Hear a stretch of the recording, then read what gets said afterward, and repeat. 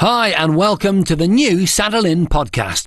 If you're listening to me, you've probably already got your own pad. And whether you're renting or you've decided to buy, I expect you can't wait to put your own unique stamp on the place. Of course, there are many ways you can bring the interior of your home to life. But one of the simplest ways to create that wow factor is to start with the floor. A beautiful wooden floor can make any room look fabulous, and it doesn't cost the earth to do. So why spend about £1,000 on laminate flooring, plus the cost of levelling panels and underlay, when you can make use of the floorboards you already have? That way you can spend the money you save on other areas of the house, or even use it to go on holiday. Now I know which I'd prefer. Anyway, I'm about to treat a wooden floor in my own house, so if you're worried that you don't know what to do, keep listening and I'll give you a helping hand. But before I start, there are a few items you'll need to do the job, so let me give you a shopping list. You can get hold of everything at your local DIY superstore, such as Focus or Homebase. Firstly, you'll need a lint-free cloth. It sounds fancy, but in fact it just means that it doesn't leave bits all over your floor. A bottle of methylated spirits, a 500ml size bottle, should do the trick if you're planning on treating an average-sized room. A hammer or screwdriver, depending on whether you've got nails or screws holding your floorboards in place. And a drum and edge sander.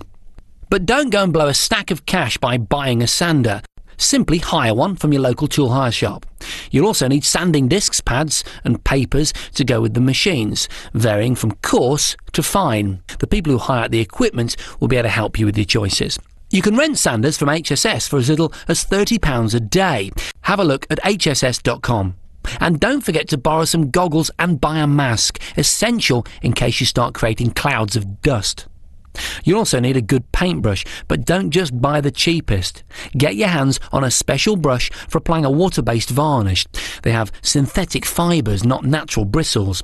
You'll find they're a little more expensive, but in the end they're worth it, trust me. Finally, you'll require a tin of varnish. The number of cans you need depends on the size of the floor you're treating. As a rule of thumb, I tend to go by 1 litre for every 4 metres squared or 40 feet squared of floor. 5 litres would do a room approximately 4 metres by 5 metres or 13 feet by 6 feet. And I recommend you use Saddle In Extra Durable Floor Varnish. It boasts Teflon Surface Protector, which means that not only do you end up with a superb professional looking finish, but your floor will be coated with an extra tough protection so it lasts longer. Which is especially handy when you invite all your friends over for a party and end up dancing all over the wooden floor that you spent hours making. What's more, the Teflon content also makes it easier to apply if you haven't had much DIY experience. In fact, the only difficult part is deciding which colour to use, as there are 8 to choose from. Right, that's the shopping list out of the way. Now for a bit of elbow grease. The first thing to do, if you want to avoid injuring your knees, is to go over the entire floor with a screwdriver or hammer, making sure there aren't any screws or nails sticking out from the surface. If the floor has previously been waxed or polished, this treatment should be removed before you go any further. A scraper and methylated spirits are probably the best way to do this. If it's just bare timber, then we're ready to go. Now it's the turn of the sander. Remember, when sanding, always wear hearing and eye protection and use a dust mask. Start with the coarsest grade of paper, P40 to P80 grit. Now don't be daunted by using the sander. It's large and rather noisy, but it's also extremely efficient.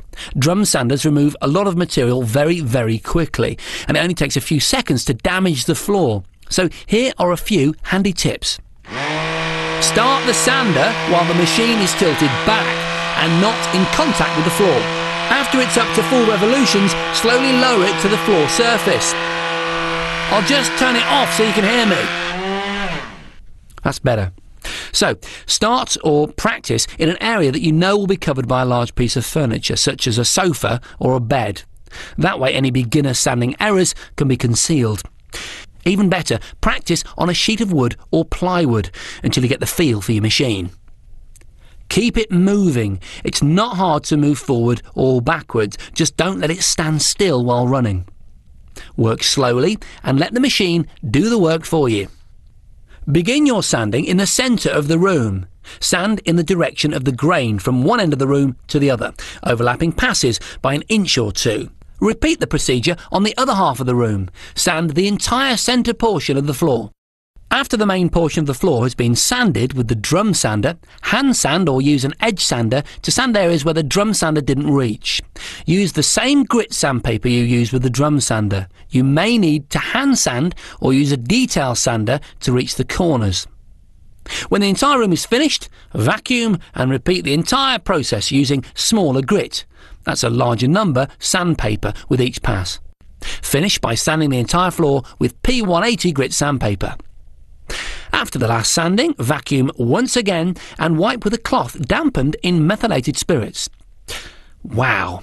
With all that dust swirling around, I think it's time for some refreshment, so I reckon this is the point where you put the kettle on and dig out some biscuits. That's better. Once you've enjoyed a good brew and polished off the entire packet, I can't resist chocolate hobnobs myself, it's time to press on with the next stage, varnishing the floor. Like paint, a varnish often looks different at the store than it does in your home, so test a small area before doing the whole floor. Start in the far corner of the room and apply the varnish in the direction of the grain. Working quickly, coat 3 to 4 boards at a time to avoid overlaps.